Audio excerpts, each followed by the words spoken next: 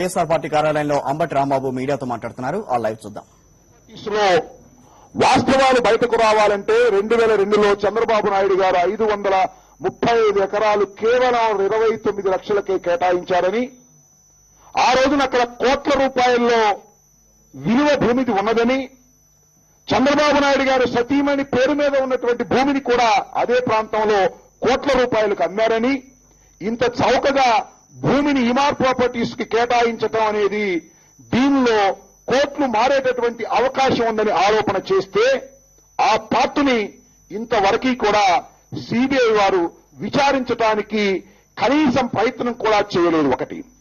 రెండో అంశం, రాజశేఖర రెడ్డి గారు ముఖ్యమంత్రి అయిన తరువాత ఇమార్ ప్రాపర్టీస్ ని పునఃసమీక్షిస్తామని చెప్పి పునఃసమీక్షించి రోజయ్య గారి అధ్యక్షతన ఒక కమిటీ వేసి ఆ కమిటీ సమీక్షించిన తరువాత మళ్ళా ఇమార్ ప్రాపర్టీస్ కి ఫ్రెష్ గా మళ్ళా 3 ఎస్పీవీలుగా చేసి మళ్ళీ ఇవ్వడం జరిగింది.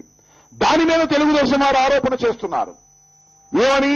రాజశేఖర రెడ్డి గారి టైంలో దానిలో 49% వాటాని 29కి తగ్గించారు అని. బహుశా 49 వాటాని 29 తగ్గించడం ఇమార్ ప్రాపర్టీస్ కి నష్టం, ప్రభుత్వానికి లాభం అనే ఉద్దేశంతో అవి తగ్గించడం జరిగిందనేది అనేక సార్లు చెప్పాం. ఏది ఏమైనప్పటికీ కూడా, మేము ఖండిస్తున్నప్పటికీ కూడా తెలుగుదేశం వారు ఆరోపణ చేస్తున్నారు. ఈ 2 అంశాలని ఇంతవరకు సిబిఐ వారు విచారణ చేయడానికి ఉపక్రమించలేదు సరిగదా. దాని వైపు కన్నెత్తి కూడా చూడనటువంటి పరిస్థితి ఏర్పడతా ఉన్నది. చివరికి దేన్ని మాత్రం చేస్తున్నారు? రాజశేఖర రెడ్డి గారి టైంలో విల్లాలు కొనుగోలు జరిగాయని, దానిలో కోట్లు మారాయని, కేవలం జగన్మోహన్ రెడ్డి గారిని టార్గెట్ చేయటం, వైఎస్ఆర్ కాంగ్రెస్ పార్టీని టార్గెట్ చేసి ఆ ప్రధానమైనటువంటి అంశాలను వదిలేసి ఈ చిన్న అంశాన్ని పట్టుకొని ఇవాళ విచారణ క్రమంలో చేస్తున్నటువంటి దౌర్భాగ్యమైన పరిస్థితి వాళ్ళకి కనిపిస్తా ఉన్నది. నేను ఒకటే వివరంగా చెప్తున్నా, అయ్యా మీకు స్వేచ్ఛ ఉన్నదా లేదా? సిబిఐకి స్వేచ్ఛ ఉంటే హైకోర్టులో ఒక స్వాతంత్ర సమరయోధుడు చంద్రబాబు నాయుడు గారిని ఎందుకు విచారించకూడదు అని వేస్తే దాని మీద నోటీస్ ఇచ్చారు. దాన్ని మీరు ఇంతవరకే ఆ నోటీసును పరిగణలోకి తీసుకుని ఆయన విచారించే క్రమం కూడా చేయడం లేదు. మీకు స్వేచ్ఛ లేదు.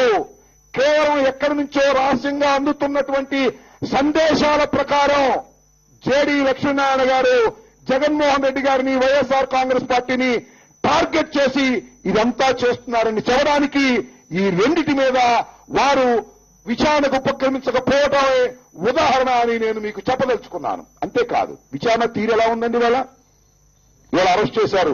కోనేరు ప్రసాద్ గారిని అరెస్ట్ చేశారు, విజయసాయి రెడ్డి గారిని అరెస్ట్ చేశారు. అఫ్ కోర్స్ విజయసాయి రెడ్డి గారిని ఈ కేసులో కాదనుకుంటారు. విజయరాఘవన్ అరెస్ట్ చేశారు, సునీల్ రెడ్డిని అరెస్ట్ చేశారు, ఆ రోజున ఎంపీగా పనిచేసినటువంటి బీపీ ఆచార్యని అరెస్ట్ చేశారు. ఈ అరెస్టుల క్రమం ఎలా ఉందని ఇవాళ విజయరాఘవన్ ఒకే ఒక్క విషయాన్ని కోర్టులో చాలా స్పష్టంగా చెప్పారు. ఏమని? నన్ను మ్యాన్ హ్యాండిల్ చేశారు. వారు ఏ విషయాన్నైతే చెప్పమన్నారో ఆ విషయాన్ని చెప్పనందుకు, వారు ఏ విధమైన స్టేట్మెంట్ ఇవ్వమన్నారో ఆ స్టేట్మెంట్ ఇవ్వనందుకు నన్ను మ్యాన్ హ్యాండిల్ చేశారని బహిరంగంగా కోర్టులో ఆరోపణ చేశారు. ఇవాళ తుమ్మల రంగారావు గారికి యాంటిసిపేటరీ బెయిల్ వచ్చిందట.